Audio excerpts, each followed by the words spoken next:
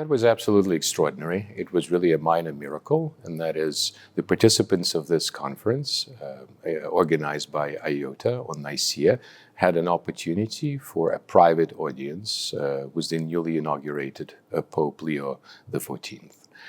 We did not expect that such an audience would happen in such a short notice.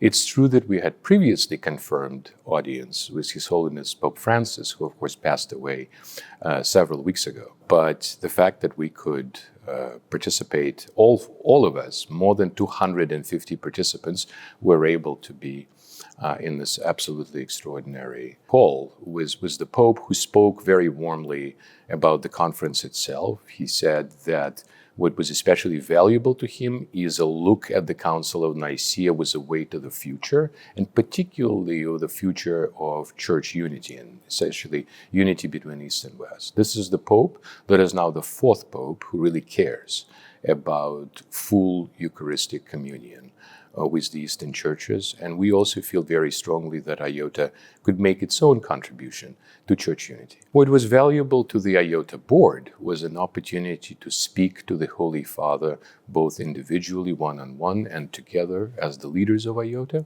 We were able to present him with the IOTA brochure and to say a few words about the organization. And we also were able to present him with an Oxford Companion, an Oxford Handbook of Deification, which I recently co-edited with two wonderful Catholic colleagues, Professor Matthew Levering and Father Andrew Hofer, a Dominican. And what we mentioned to His Holiness Leo XIV is a project of a common declaration on deification that IOTA would be working on with the colleagues at the Angelicum. And the Holy Father looked very favorably upon the endeavor. This is a very natural thing to do for us because a vision of deification flows out of the triune life that the vision of the Creed gives to us. So, because the Creed, of course, is about God, but it's also about a Christian's life in God that begins with baptism.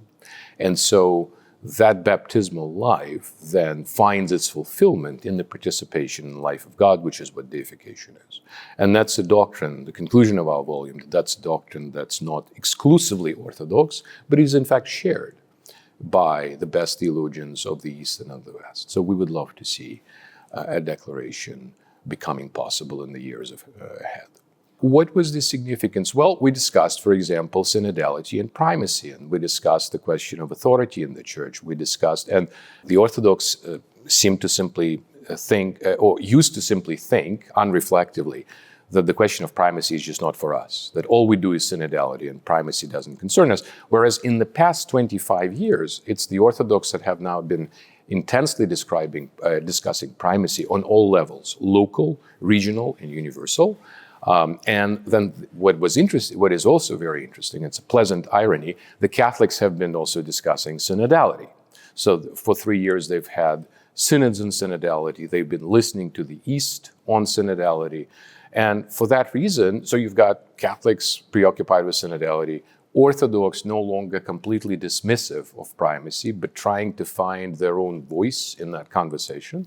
And so seeing the primate of the Catholic Church exercising his authority with a wonderful sense of humor, because he started by saying, "Forgive me, I'm still a pope in training, and that's why I was late for the appointment by about an hour or so, because he had to see an Argentinian, the president of Argentina."